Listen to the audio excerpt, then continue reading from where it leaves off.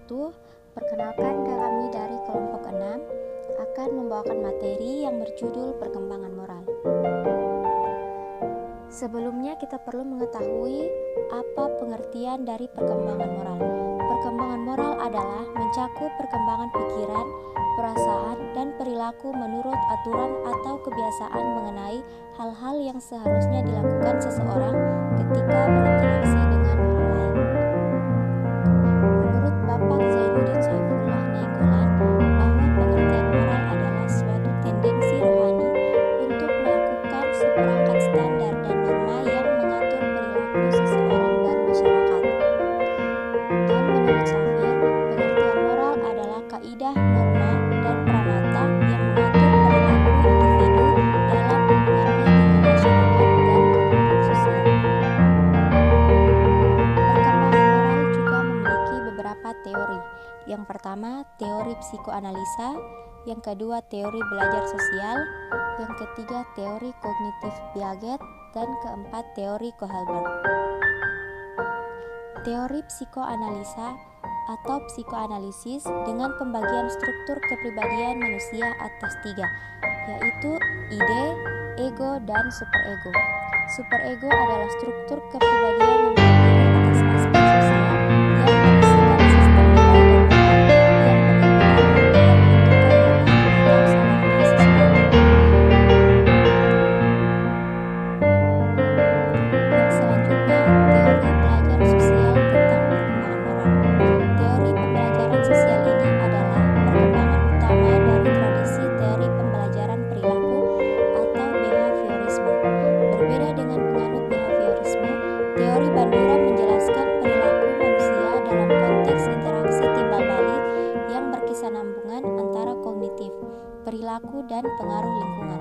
Kondisi lingkungan sekitar individu sangat berpengaruh pada pola belajar sosial ini. Misalnya, seseorang yang hidup dan dibesarkan di lingkungan judi, maka dia akan cenderung menyenangi judi, atau sekitarnya menganggap bahwa judi itu tidak buruk. Yang selanjutnya, teori kognitif Piaget tentang perkembangan moral. Sebagaimana kemampuan kognitif, Piaget berpendapat bahwa perkembangan moral berlangsung dalam tahap-tahap yang dapat diprediksi, yakni dari tipe penalaran moral yang sangat egosentris ke tipe penalaran moral yang didasarkan pada sistem keadilan berdasarkan kerjasama dan keimbal-balikan. Dan yang terakhir adalah teori Kohlberg. Teori perkembangan moral Kohlberg yang dikemukakan oleh psikolog Kohlberg menunjukkan bahwa perbuatan moral bukan hasil sosialisasi atau pelajaran yang diperoleh dari kebiasaan dan hal-hal yang lain yang berhubungan dengan tahap perkembangan moral dapat